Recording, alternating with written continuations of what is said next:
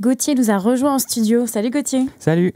Alors vendredi dernier c'était le Black Friday, un événement qui a l'air hyper cool comme ça parce que c'est les soldes et du coup tout était moins cher. Mais bon, traduit en français ça donne le vendredi noir et ça fait tout de suite beaucoup moins rigolo parce que ça rappelle des trucs vachement moins bien comme la peste noire, l'aigle noir ou encore la nuit. Oui, parce que j'ai peur du noir, je pensais pas vraiment l'annoncer comme ça à la radio devant tout le monde, mais bon au moins voilà, c'est dit. Mais bon, on n'a pas fini. Donc le Black Friday à la base c'est une fête qui vient des États-Unis, donc je me suis renseigné quand même. Et j'ai lu que c'était fait dans le but de fêter Thanksgiving, qui arrivait la veille, soit le 4e jeudi de novembre. Donc ça veut dire qu'une fois avoir dépensé plein d'argent pour acheter des dindes, les Américains se ruent le lendemain dans les magasins et dépensent plein d'argent pour acheter des trucs. Personnellement, j'ai appris que ça existait il y a 4 ans, mais c'est que depuis lundi dernier que je sais que ça existe en France. Ça veut donc dire qu'on n'a pas assez de soldes chez nous et du coup qu'il faut qu'on aille en piquer chez les autres, j'imagine. Du coup, moi, j'en ai pas profité, principalement pour 2 raisons.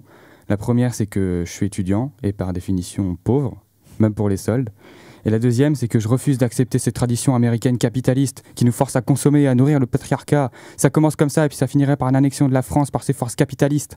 Cette pitoyable imitation de Jean-Luc Mélenchon vous était offerte par mon incroyable manque de talent. Et donc, encore une fois, comme Halloween ou Noël, qui sont censés ne durer qu'un seul jour, ça devient une période. Donc même si dans le titre, on a Friday, qui signifie clairement que ça dure qu'un seul jour, ça se déroule en fait sur tout le week-end. Et si tout ça, c'était déjà pas assez, il y a maintenant le Cyber Monday, qui est concentré sur les achats en ligne. Alors ça, c'est la preuve qu'en France, on va importer des trucs, mais qu'on n'est pas capable de bien les faire, parce que déjà, pour le Black Friday, tous les sites avaient baissé leur prix sur leur site internet. Et donc, la majorité des gens ont acheté des choses en ligne. Et c'est encore une autre preuve qu'on ne doit pas avoir assez de soldes, parce que bon, prolonger un événement sur plusieurs jours pour en créer un autre du même type 2 jours après. Enfin bref. Donc ce Cyber Monday, j'ai appris que ça existait hier, donc je me suis également renseigné. Et ça aurait été lancé par le site internet shop.org, qui ont l'air d'avoir un talent indéniable pour trouver des noms de domaines originaux. Perso, j'attends encore solde.fr ou réduction.com ou je sais pas quoi faire de mon argent, s'il vous plaît, dites-moi comment le dépenser.org.